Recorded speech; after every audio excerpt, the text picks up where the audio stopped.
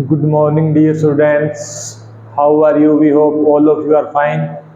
Today we are again live with a new lecture of alternating current. बेटा हमारा एक alternating current का एक सीरीज चल रहा है जिसके अंदर हम अल्टरनेटिंग करंट के 12th फिजिक्स के कंप्लीट टॉपिक डिस्कस कर रहे हैं। आज बेटा उसी सीरीज में हम एक और नया टॉपिक ऐड करने जा रहे हैं। हमारा नया टॉपिक है power of N AC circuit. मतलब कोई भी एक हमारे पास एसी हमने अप्लाई करके किसी भी सर्किट के अंदर, उसके अंदर चाहे सिर्फ रेजिस्टेंस हो, इंडक्टर हो, कैपेसिटर हो या फिर 2 हो या 3 हो, उसके अंदर हमें कितना पावर मिलता है, कितना पावर ट्रांसफर होता है, वो सब हम बेटा इस टॉपिक में डिस्कस करने जा रहे हैं। ठीक है, चलो we are going to start. सबसे पहले बेटा ऐसे समझिए, एक हमारे पास पावर एक एसी सर्किट है, एसी हम यहाँ पे सप्लाई कर रहे हैं और इसके अंदर हमारे पास तीनों है। एक हमारे पास रेजिस्टर है, एक हमारे पास कैपेसिटर है और एक इंडक्टर है। बेटा रेजिस्टर, इंडक्टर और कैपेसिटर तीनों लगा रखे हैं हमने सीरीज में, या आप यहाँ लिख सकते हो LCR सर्किट का भी।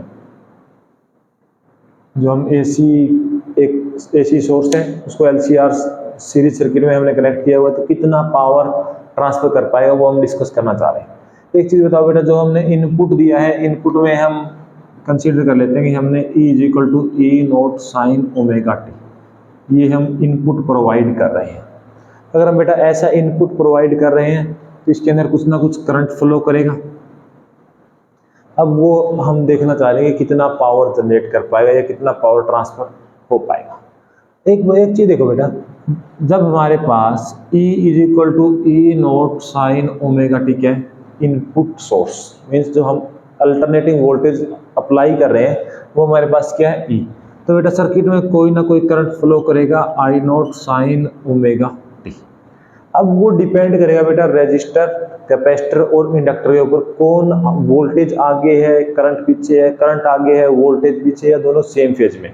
इसलिए हम यहाँ पे कंसीडर कर लेते हैं ±5 कि जो हमारे पास, अगर मान लो सर्किट में हमारे पास सिर्फ रेजिस्टर हो तो ये फेज डिफरेंस 0 हो जाएगा।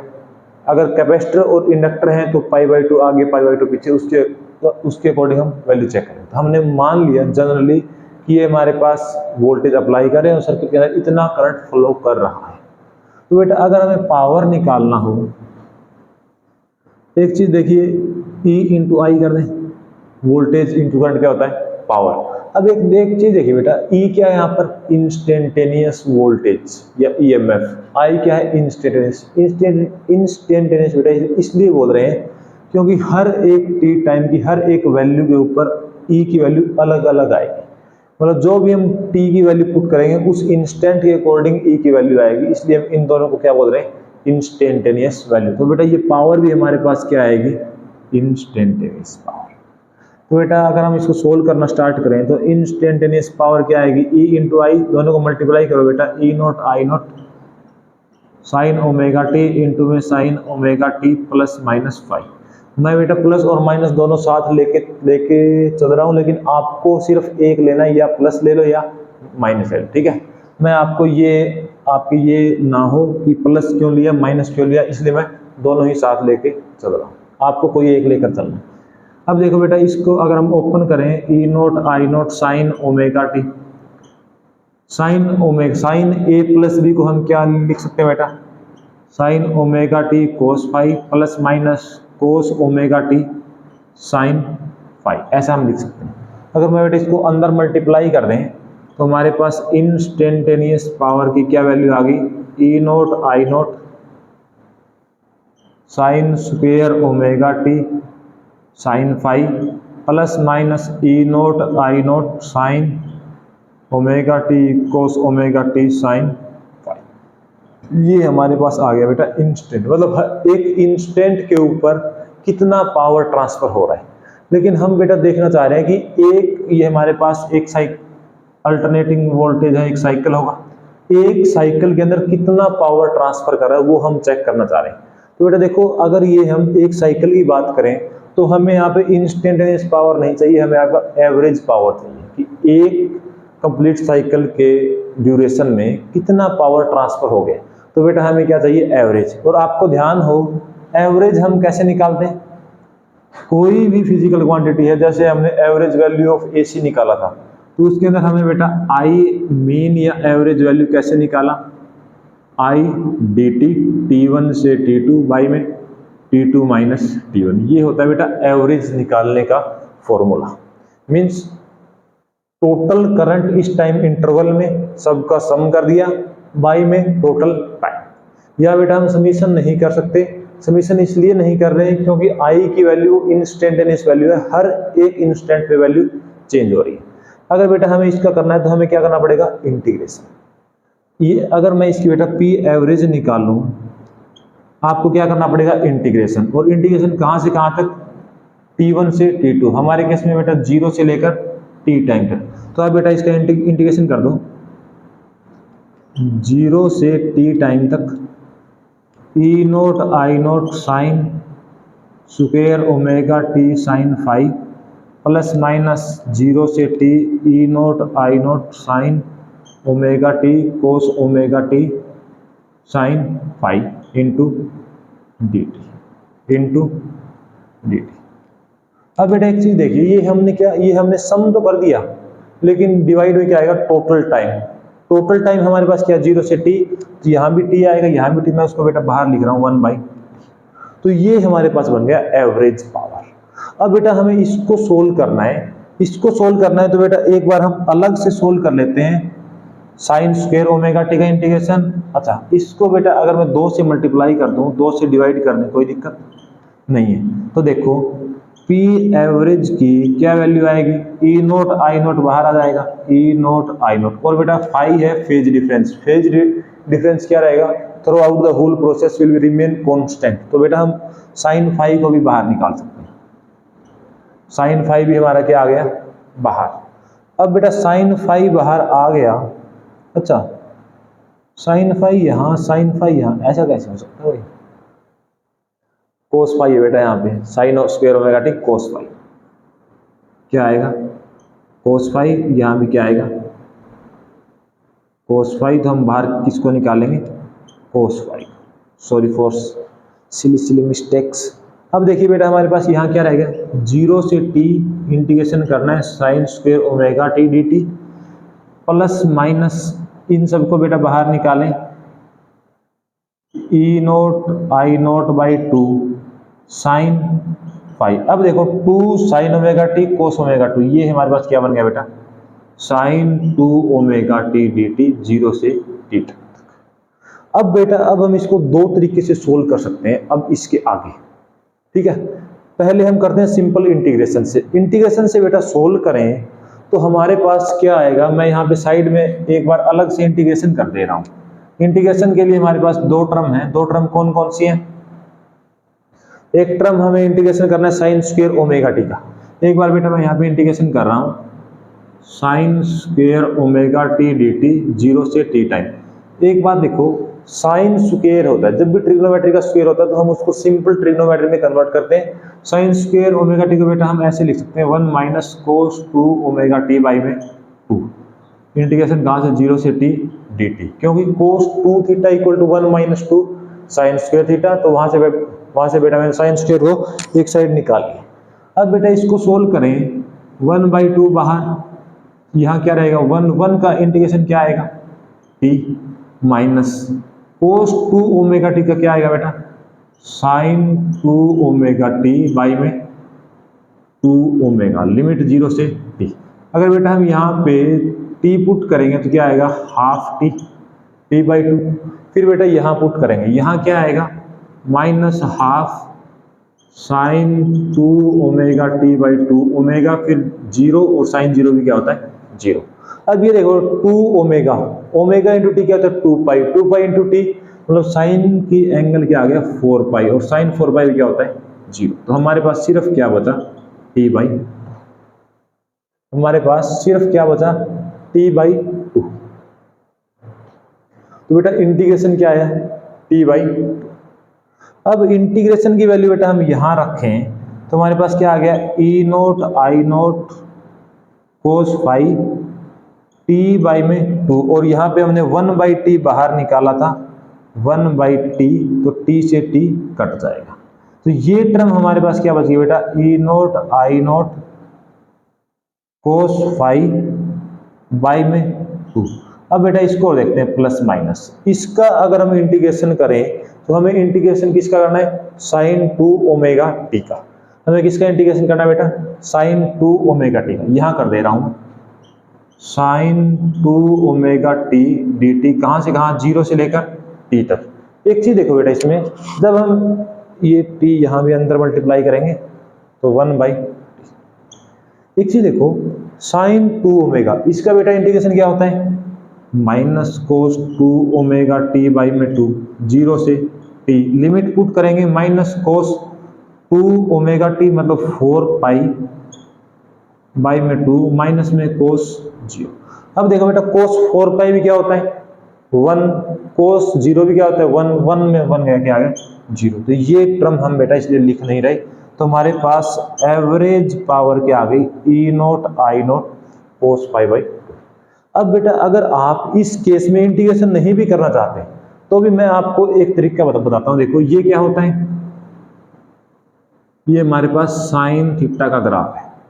अगर बेटा हम स्क्वायर करें ग्राफ का तो ये वैल्यू क्या होती है 0, ये वैल्यू 1। अगर बेटा इसका स्क्वायर करें तो 0 का स्क्वायर 0 रहेगा, 1 का स्क्वायर 1, मतलब मैक्सिमम वैल्यू वही रहेगी। मैक्सिमम वैल्यू क्या रहेगी, वही रहेगी। अब ये देखो जो नेगेटिव साइकिल है, नेगेटिव का स्क्वायर करोगे क्या आएगा, पॉजिटिव। तो हमारे पास ये आ जाएगा बेटा, ये ग्राफ किसका है, साइन स्क्वायर थीटा। अब इसकी वैल्यू देखो कहां से कहां तक होगी, 0 से लेकर 1 तक। अगर 0 से 1 तक वैल्यू कंटिन्यूअसली चेंज हो रही है बेटा तो एवरेज वैल्यू क्या आएगी 1/2। तो हम यहां पर डायरेक्ट भी अगर एवरेज वैल्यू लिखते तो आप यहां पर भी डायरेक्ट 1/2 लिख सकते हैं एवरेज। फिर यहाँ पे बेटा हमने एवरेज वैल्यू ही निकाल दिया तो उसमें हमें टाइम से मल्टीप्लाई करने की जरूरत नहीं पड़ती, तो डायरेक्ट कर सकते थे। अगर यहाँ हमारे साइन 2 ओमेगा टी है, अब ये देखो बेटा ये है, अगर हम इसका एक साइकिल की एवरेज वैल्यू निकाल लें तो क्या होती है, एक साइकिल की एसी के अंदर एवरेज वैल्यू क्या होती है 0, क्योंकि ये प्लस हाफ है ये माइनस हाफ है, इन दोनों को ऐड करेंगे क्या आएगा 0। तो आप यहाँ पर डायरेक्ट भी कर सकते थे, लेकिन मैं कहूंगा कि आपको बेटा इंटीग्रेशन के मेथड से ही करना है क्योंकि ये आसान है, क्योंकि वरना आपको इसको एक्सप्लेन करना पड़ेगा कि आपने ये वैल्यूज क्यों लिखी। अगर कर सकते हो तो यू कैन डू इट, ठीक है बेटा। तो अब तक बेटा हमने क्या कर लिया, हमारे पास एवरेज पावर एक एसी सर्किट की क्या आ गई, ई नोट आई नोट। अगर मैं इसको यहां मेंशन करूं तो एवरेज पावर बेटा हमारे पास क्या आ गई, E naught I naught by में 2 कोस फाई। इसको बेटा मैं ऐसे लिख दूं, E naught by √2 I naught by √2 cos phi. और ये वैल्यूज क्या होती है, आरएमएस वैल्यू, जो हमने अल्टरनेटिंग करंट के सेकंड जो वीडियो है उसके अंदर देखा था। तो एवरेज वैल्यू हमारे पास क्या आ गई बेटा, I R M S E R M S into cos. तो कोई भी सर्किट हो जिसके अंदर से एसी पास कर रही है तो उसके अंदर बेटा एवरेज वैल्यू ऑफ एसी मतलब एवरेज वैल्यू ऑफ पावर एक एसी सोर्स की जो ट्रांसफर हो रही है वो क्या है, इतना पावर है। अब बेटा अब हम इसके 2-4 मेन केसेस देखना चाह रहे हैं कि हमारी पावर कब मैक्सिमम होगी, हमारी पावर कब मिनिमम होगी। अब एक चीज देखो, पावर मैक्सिमम कब होगी, ये आपके सामने एक्सप्रेशन है। अगर मैं बेटा सिर्फ रेजिस्टेंस की बात करूं कि हमारे पास सर्किट में ओनली क्या है आर, रेजिस्टेंस हो तो क्या फेज डिफरेंस क्रिएट होता है करंट और वोल्टेज में, तो बेटा फेज डिफरेंस होता ही नहीं है। तो फाई की वैल्यू क्या हो जाएगी 0, फाई की वैल्यू 0 है तो एवरेज पावर क्या आएगा हमारे पास, I R M S E R M S, इतना पावर होगा बेटा अगर हमारे पास क्या है रेजिस्टेंस है। अगर हमारे पास बेटा ओनली एल है या सी है, मतलब या तो हमारे सर्किट में सिर्फ कैपेसिटर है या सिर्फ इंडक्टर है, दोनों के केस में बेटा फाई क्या होता है, एक केस में प्लस पाई बाई 2, एक केस में माइनस पाई बाई। अगर हम कोस की वैल्यू पुट करें, चाहे प्लस पुट करें चाहे माइनस पुट करें, तो बेटा क्या आएगा 0, मीन्स एवरेज पावर क्या होती है 0 कैपेसिटर और इंडक्टर केस में। ये बेटा ये बहुत कमाल की चीज है। अब इसके मीनिंग से ये कहना चाह रहा है कि एवरेज पावर जब भी एसी कैपेसिटर या उससे पास कर रहा है इंडक्टर से तो क्या होता है 0, मतलब कोई पावर लॉस होती नहीं है, मतलब कोई भी पावर का लॉस नहीं है, या आप कह दो पावर कंजप्शन, कोई पावर का क्या है कंजप्शन जीरो। तो ये है बेटा इंडक्टर और कैपेसिटर के केस में। एक चीज और देखिए आप, अगर मैं कह दूं बोथ एल और सी दोनों लगा रखे हैं हमने, क्या लगा रखे हैं, एक सर्किट में एल और सी दोनों है। अब बेटा दोनों होंगे तो कुछ ना कुछ इनका एक्स एल और एक्स सी आएगा। एक्स एल और एक्स सी की कोई वैल्यू आएगी। आप एक बात बताओ मुझे, तो वहां पर जेड आएगा। जेड हमने क्या पढ़ा हुआ है, R square plus X L minus X C का स्क्वायर। अगर मैं इस पावर को इस फॉर्म में लिख दूं, ई क्या होता है वोल्टेज, ई क्या होता है voltage, I into R. I into R करें तो I square R M S, और जो आर है वो क्या होगा इम्पीडेंस कोस फाई। अब देखो बेटा, अगर दोनों हमने कनेक्ट कर दिए तो कुछ ना कुछ क्या होगा, जेड होगा। जेड होगा, लेकिन जेड की मिनिमम वैल्यू तो क्या थी हमारे पास, आर, लेकिन अब आर में कुछ ऐड हो रहा है, मतलब जेड इंपीडेंस इंक्रीज हो रहा है। अगर बेटा सर्किट का इंपीडेंस इंक्रीज होगा तो वहां से करंट क्या हो जाएगा, डिक्रीज। अगर करंट डिक्रीज हो गया बेटा तो पावर क्या हो जाएगी, मतलब पावर का जो कंजम्पशन था वो क्या हो गया, डिक्रीज, मतलब पावर कम लॉस हो रही है उस केस, मतलब हम पावर कंजप्शन को भी डिक्रीज कर सकते हैं एल और सी की हेल्प से। तो ये था बेटा हमारे पास एलसीआर सर्किट में एवरेज पावर कितना ट्रांसफर हो पाता है। इसमें एक और इंपॉर्टेंट बात निकल कर आती है, वो देखिए आप, वो कई बार सीबीएसई में 1 या 2 नंबर में पूछा गया क्वेश्चन। क्या क्वेश्चन पूछा गया, अब मुझे एक बात बताओ, ये हमने माना कि ये हमारे पास आई था और ये हमारे पास ई है। एलसीआर सर्किट में आपको ध्यान होगा ये फेज डिफरेंस फाई।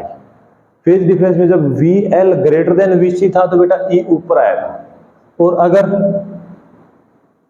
वी सी बड़ा था तो ई नीचे आया था, फेज डिफरेंस फाई। अब एक चीज देखो, ये बेटा आई है, आई को हम 2 कंपोनेंट में क्या ब्रेक कर सकते हैं, एक आई का कंपोनेंट ई के अलोंग लिख दें आई कोस फाई, और एक बेटा इसके परपेंडिकुलर लगा दें आई साइन फाई। सिमिलरली आप इसमें भी कर सकते हो, आई का एक कंपोनेंट इसकी डायरेक्शन में और एक कंपोनेंट इसके परपेंडिकुलर। अब एक चीज देखिए, अगर इन दो की बात करें तो ये हमारे पास ई आर एम एस की वैल्यू ई है, ये हमारे पास आई आर एम एस की वैल्यू आई कोस फाई है। इन दोनों में बेटा फेज डिफरेंस क्या है, दोनों सेम फेज में है। फाई क्या आया, जीरो। फाई जीरो है तो पावर की कुछ ना कुछ वैल्यू आएगी, कुछ ना कुछ पावर कंजप्शन होगा। अब एक चीज देखो, अगर हम इसकी बात करें इस पार्ट की, तो ये बेटा ई के क्या है, परपेंडिकुलर। परपेंडिकुलर है तो फेज डिफरेंस क्या है 90, और फेज डिफरेंस 90 है तो बेटा एवरेज पावर क्या आएगी, zero. Means average power zero है तो ये क्या है, पावरलेस करंट। क्या है, पावरलेस करंट। और पावर की बेटा यूनिट होती है वाट, तो क्या बन जाएगा, वाटलेस करंट। मींस एक ऐसा करंट भी फ्लो कर रहा है जो ईएमएफ के परपेंडिकुलर है, और परपेंडिकुलर होने की वजह से कोई भी पावर का लॉस नहीं हो रहा है, तो उसको हम कहते हैं बेटा वाटलेस करंट। तो वाटलेस करंट पूछे तो आपको ये डिफाइन करना है। आई होप आपको क्लियर हुआ होगा पावर का टॉपिक। अब बेटा अगर हम ये चाहें कि हमें सर्किट में पावर मैक्सिमम चाहिए, अब हमारा मोटो ये है कि हमें सर्किट में पावर मैक्सिमम चाहिए। अब पावर मैक्सिमम हमें कब मिल पाएगी, ये आप बताइए। हमें सर्किट में पावर, अच्छा पहले पावर का फॉर्मूला देखो क्या था, average power I R M S का स्क्वायर जेड कोस फाई। अगर जैसे हमने एलसीआर में देखा, एलसीआर में आई और ई का फेज डिफरेंस क्या था बेटा, फाई। अगर हमें मैक्सिमम चाहिए, अगर हमें पावर मैक्सिमम चाहिए तो बेटा कोस फाई को क्या होना पड़ेगा, 1, क्योंकि कोस फाई की मैक्सिमम वैल्यू क्या होती है 1। अब फाई क्या फेज डिफरेंस, ये तो कंडीशन होती है बेटा जब हमारे पास फाई क्या हो जाए, जीरो। लेकिन हमने एलसीआर सर्किट में देखा कि फेज डिफरेंस जीरो होता नहीं है, या वोल्टेज आगे है या करंट आगे है, वो VL और VC की वैल्यू पर डिपेंड करता है, और कितना आगे 5, मतलब 5 की वैल्यू 0 और 90 नहीं हो पाती है LCR सर्किट में। तो इस केस में बेटा cos फाई की वैल्यू ना 0 होगी ना 90 होगी, मतलब उसके बीच में कहीं लाई करेगी, और उसके बीच में कहीं लाई करेगी तो cos फाई की बेटा कुछ ना कुछ पॉजिटिव या नेगेटिव वैल्यूज आएंगी। अब अगर हम ये चाहें कि हमारा पावर मैक्सिमम हो जाए, तो बेटा पावर मैक्सिमम कब होगा, जब आई का स्क्वायर है तो करंट मैक्सिमम हो जाए। अब करंट मैक्सिमम के लिए हमें बेटा जेड को क्या करना पड़ेगा, मिनिमम। अगर हम चाहते हैं कि पावर मैक्सिमम हो तो बेटा करंट को क्या होना पड़ेगा, मैक्सिमम। करंट मैक्सिमम कब होगा, जब जेड क्या हो जाए, मिनिमम। और जेड मिनिमम किसके बराबर होता है, आर के। और ये कंडीशन कब आती है, जब XL equal to XC. Means वापिस हम कहां पहुंच गए, रेजोनेंस कंडीशन। कहां पहुंच गए, रेजोनेंस कंडीशन। तो बेटा अब हमें रेजोनेंस कंडीशन ये चीज सिखाती है कि जब भी हमारा एलसीआर सर्किट है, हमें उसमें करंट और पावर मैक्सिमम ट्रांसफर कब हो पाएंगे, जब एक्सएल और एक्सी क्या हो, बराबर। आई होप आपने एंजॉय किया हो इस लेक्चर को। एंड अब तक बेटा हम पावर के जो अल्टरनेटिंग चैप्टर है उसके ऑलमोस्ट टॉपिक कर चुके हैं। सिर्फ हमारा एक छोटा सा टॉपिक रहता है क्वालिटी फैक्टर, वो हम नेक्स्ट लेक्चर में अपलोड करेंगे। Thank you so much, have a nice day, keep enjoying, keep sharing, keep subscribe. Okay, have a nice day.